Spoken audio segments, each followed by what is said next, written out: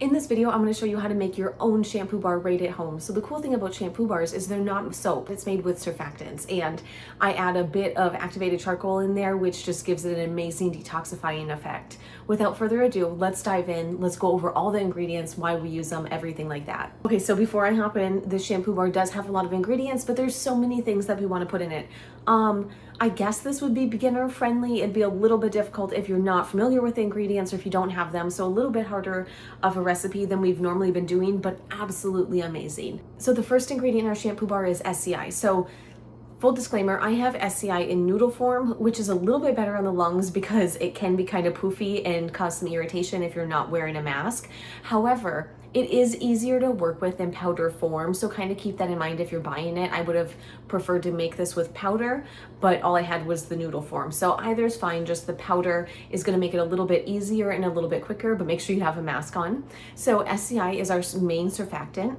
What that's gonna do is it brings the cleansing to the bar, right? It's what's gonna cause the bubbles, and it gives you a nice creamy bubble. So our next surfactant isn't in powdered form, it's in liquid form, and it's cocamidopropyl betaine.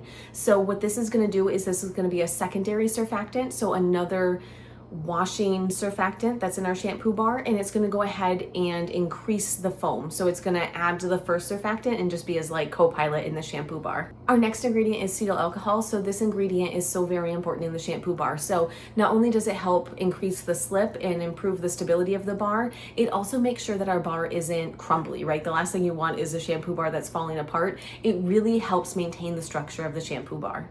And the next ingredient is going to be cocoa butter. You know that I love cocoa butter, and I've been putting it in all my recipes lately. So be careful on how much you use, right? The butter is going to add a little bit of hydrating to our shampoo bar, but we want to be careful because if you add too much, it's going to take away from the foam, right? We have the surfactants to give you a nice, lovely washing foam. So we don't want to have too many butters in here because that will take away from it. But just a little bit of cocoa butter just to add a little bit of nourishment back into the shampoo bar. Our next ingredient is BTMS 50. So BTMS 50 is conditioning and nourishing for your hair. It's also going to reduce static, right? The last thing we want to do is have a shampoo bar and then our hair to get really staticky and crazy. So this is really another one of those ingredients that serves multiple purposes. The next ingredient that we have is glycerin. Glycerin is a humectant, which means that it draws and holds moisture to your hair, and you want to do that as much as possible. So we add just a wee little bit of that. It's also another liquid ingredient, which helps with some of all of the solid ingredients when you're melting it because it can be a little bit of a pain. Our next ingredient is sodium lactate. So what that's going to do is that's going to help harden up our bar, right? This is a solid shampoo bar, so we really need it to stay in solid form,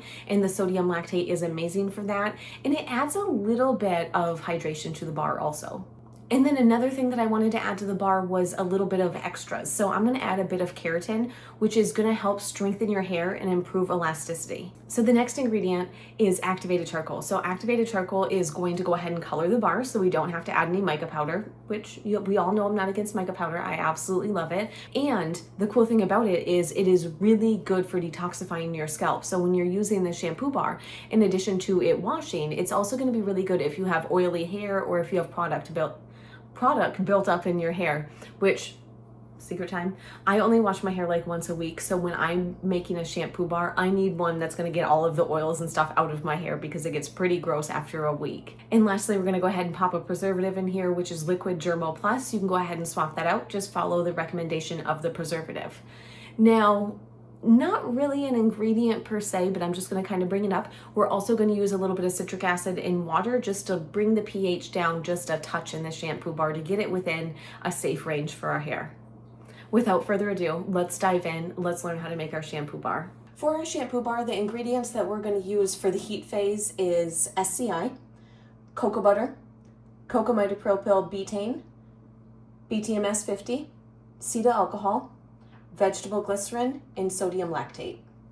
To a crock pot with the heat turned up high, we're going to add our SCI. Now be careful when you're adding the SCI because it tends to want to poof up on you, so maybe wear a mask or something like that when you're doing it. We're going to add the cocamidopropyl betaine, which is another surfactant. We're going to add the cocoa butter, BTMS 50, cetyl alcohol, vegetable glycerin, and our sodium lactate. Go ahead and pop the lid on your crock pot and go ahead and let that heat up. While our other ingredients are heating up, I have activated charcoal and distilled water. So what we're going to do is we're just going to take the distilled water and we're going to pour it into the activated charcoal. And then we're just going to come in and get that all mixed up. So while we have this on the crock pot, we just want to come through periodically and give everything a really good mix. We're going to need to keep this going until all of the SCI pellets are completely melted. Well, I guess noodles, not pellets.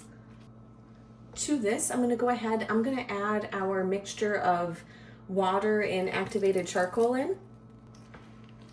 And we're just going to mix all of that up.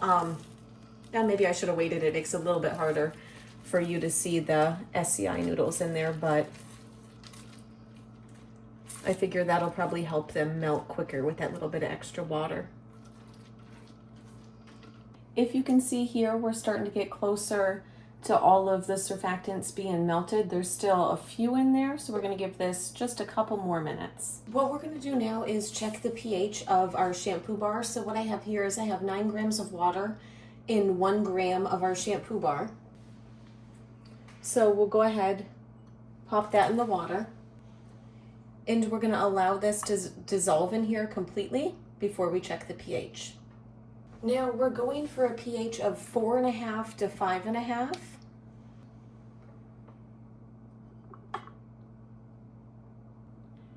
Our pH is 7.41, which is a little high, so we're going to have to go ahead and we're going to have to lower it.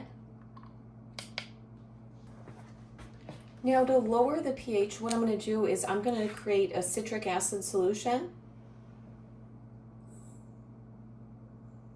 So I'm going to take 1 gram of citric acid.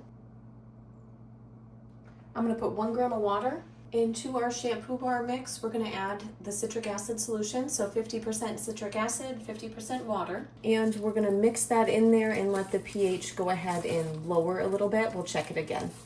When you see the pH, we're at 4.65, so we're within our range. So in addition, for the cool down ingredients, we're going to need fragrance oil, keratin, and a preservative. So I just popped our shampoo bar mixture in here because it's going to be easier to see than in the crock pot. We're going to add our keratin, our fragrance oil, and at the same time, our preservative.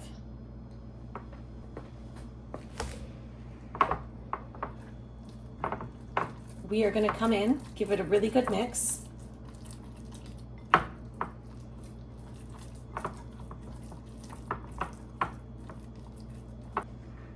And then we're going to go ahead and start molding it. So when you're molding it, you really want to make sure that you push everything in there. So we're pushing down really good. I try to work quickly because this does set pretty fast. It wants to go back to being in solid form.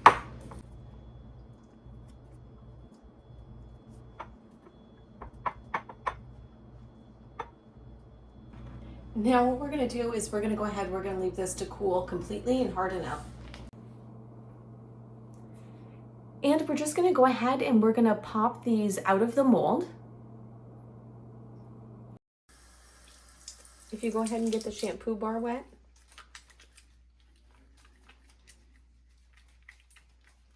And lather it up, you'll see that you'll get a lot of bubbles right away. I really hope you enjoyed the video. I hope you enjoy making and using your shampoo bar as much as I did. If you haven't done so already, be sure you hit the like and subscribe button down below. Also on my website, summerrain.website, I do have the full printable recipe. So if that's something you're interested in, that is available on summerrain.website.